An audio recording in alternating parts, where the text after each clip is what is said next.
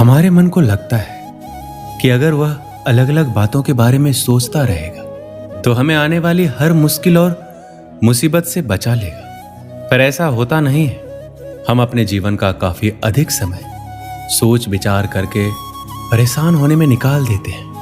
भगवान श्री कृष्ण कहते हैं, मन का ये स्वभाव बदलना मुश्किल जरूर है, असंभव नहीं। अच्छा, अब आप एक बात बताइए, क्या आप कौवे को कह सकते हैं कि वो काँव काँव की आवाज ना करे? या फिर आप किसी मेढक को कह सकते हैं कि वह पानी देखते ही ऊंची छलांग ना मारे? हमारे मन का भी कुछ ऐसा ही है। जीवन में कुछ भी होता है, अच्छा या बुरा, हमारा मन उस पर काँव काँव करने लगता है। काँव काँव से मेरा मतलब है चिंता करना, व्याकुल होना। कोई बुरी बात होती भी नहीं है और मन परेशानी की ऊंची ऊंची लपटें लेने लगता है। कभी कभी तो मुझे ऐसा लगता है कि हम में से कई लोग सिर्फ परेशान होने के लिए जीते हैं। सारी परेशानी, पीड़ा, दुविधा अक्सर हमारे मन की बनाई हुई कहानियां होती है। यदि आप जीवन में शांति चाहते हैं तो इसके लिए जरूरी है मन को शांत करना। श्री कृष्ण कहते हैं, व्यक्ति के मन से ज्यादा चंचल कोई और चीज नहीं होती है। जिसने भी अपने मन पर काबू पा लिया उसके लिए हर चीज हासिल करना आसान हो जाती है। लेकिन अधिकतर लोग जब किसी समस्या में पड़ते हैं तो अपना धैर्य खो देते हैं। उनका मन अशांत हो जाता है, जिसके चलते उनके बनते हुए कार्य भी बिगड़ जाते हैं। क्रोध से भरा मन अक्सर विनाश का कारक माना जाता है। इसलिए कोशिश करें कि चाहे कितनी भी कठिन परिस्थिति में आप क्यों ना हो, लेकिन अपने मन में धैर्य और शांति बनाए रखें। अधिकतर इंसान गुस्से में कोई ऐसा निर्णय ले लेता है जिसका पछतावा उसे तब होता है जब उसका मन शांत हो जाता है, लेकिन तब तक परिस्थिति बिगड़ जाती है। इसके बाद आप चाहे कितना ही उसको सुधारने की कोशिश क्यों ना करें, उसमें सुधार नहीं किया जा सकता। इसलिए पछतावा से बेहतर है कि आप अपने मन को शांत रखें। श्री कृष्ण कहते हैं, भले ही बाहर कितना ही शोर क्यों ना हो, लेकिन अपने अंदर शांति रखें। शांति की शुरुआत मुस्कान से होती है। शांति भीतर से आती है, इसे बाहर मत खोजो। आपके पास भले ही अपार धन है, लेकिन यदि मन की शांति नहीं है तो सब व्यर्थ है, क्योंकि मन की शांति से बड़ा कोई धन नहीं। चाहे मन की शांति हो या चिंताओं से मन अशांत हो, लेकिन आपने अब तक जो भी हासिल किया वो अमूल्य है। मन की शांति को समझना है तो शोर नहीं, गौर करें। शांति से विश्वास बढ़ता है और अशांति से अविश्वास। जो व्यक्ति भविष्य के बारे में सोचता है वो हमेशा चिंता में रहता है।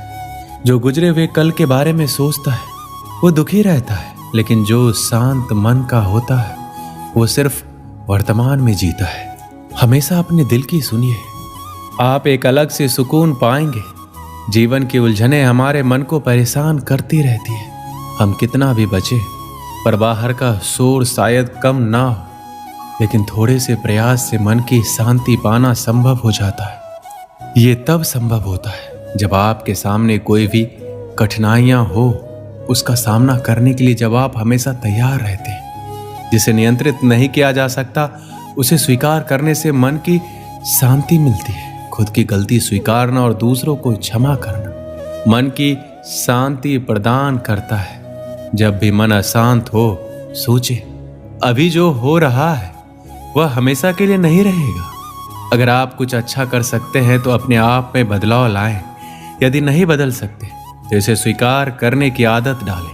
हो सकता है इसमें समय लगे, लेकिन जैसे जैसे ये अधिक स्वाभाविक होता जाएगा आप अपने आप को अधिक शांति का अनुभव करने लगेंगे। शांति पाने की कोशिश मत करो, बल्कि अशांति को स्वीकार कर लो। आपको शांति मिल जाएगी। उसके बाद दुनिया में कोई भी आपको अशांत नहीं कर सकता, क्योंकि जब आप अशांति के लिए राजी हैं तो कौन आपको अशांत कर सकता है। अपने मन की स्थिति का जिम्मेदार दूसरों को ठहराकर अपने मन की शक्ति को भूल जाते हैं। सुख दुख सिर्फ इस बात पर निर्भर नहीं करते कि आपके आसपास का माहौल कैसा है, ये इस बात पर भी निर्भर करता है कि आपके अंदर का माहौल कैसा है। जीवन शांति से जिया जाए, इसके लिए आपको अशांति को स्वीकारना होगा। शांति की 2 रोटी अशांति के पकवानों से 1000 गुना बेहतर है। एक शांत प्रिय व्यक्ति के पास जो भी है वो उसमें खुश रहता है, लेकिन जिसके मन में अशांति है वो कोई भी वस्तु पाने के बाद भी खुश नहीं रहेगा। श्री कृष्ण कहते हैं जीवन का मार्ग टेढ़ा मेढ़ा कांटों से भरा है।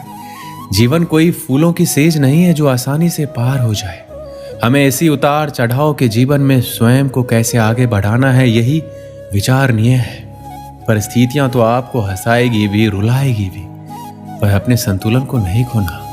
हर स्थिति परिस्थिति का सामना करते हुए चलते चले जाओ। भगवान कृष्ण ने गीता में यही उपदेश दिए हैं कि विपरीत परिस्थितियों में भी संतुलन बनाकर जीवन के मार्ग पर कैसे बढ़ते जाना है। पहली बात तो यही है कि अपने नियमों में दृढ़ बनिए, अनुशासन का पालन कीजिए और छोटी छोटी बातों में उलझकर समय व्यर्थ नहीं कीजिए। ये समझिए कि जीवन बहुत मूल्यवान है। जो समय निकल गया वह लौट कर नहीं आ सकता, इसलिए व्यर्थ की बातों में अपना समय और शक्ति बर्बाद ना करें। अपने जीवन का कोई एक लक्ष्य निर्धारित कीजिए, क्योंकि लक्ष्यहीन जीवन का कोई मूल्य नहीं है। जब आपके सामने कोई लक्ष्य होता है तो व्यक्ति को दिशा भी मिलती है और कुछ करने का उत्साह भी। श्री कृष्ण कहते हैं अतीत पर ध्यान मत दो, भविष्य के बारे में मत सोचो, अपने मन को वर्तमान क्षण पर केंद्रित करो। स्वास्थ्य सबसे बड़ा उपहार है, संतोष सबसे बड़ा धन है, वफादारी सबसे बड़ा संबंध है।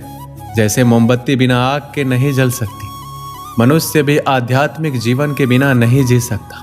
3 चीजें ज्यादा देर तक नहीं छुप सकती, सूर्य, चंद्रमा और सत्य। अपने मोक्ष के लिए खुद ही प्रयत्न करें, दूसरों पर निर्भर ना रहें। किसी विवाद में हम जैसे ही क्रोधित होते हैं, हम सच का मार्ग छोड़ देते हैं और अपने लिए प्रयास करने लगते हैं। किसी जंगली जानवर की अपेक्षा एक कपटी और दुष्ट मित्र से अधिक डरना चाहिए। जानवर तो बस आपके शरीर को नुकसान पहुंचा सकता है, पर एक बुरा मित्र आपकी बुद्धि को नुकसान पहुंचा सकता है। आपके पास जो कुछ भी है उसे बढ़ा चढ़ाकर मत बताइए और ना ही दूसरों से ईर्ष्या कीजिए।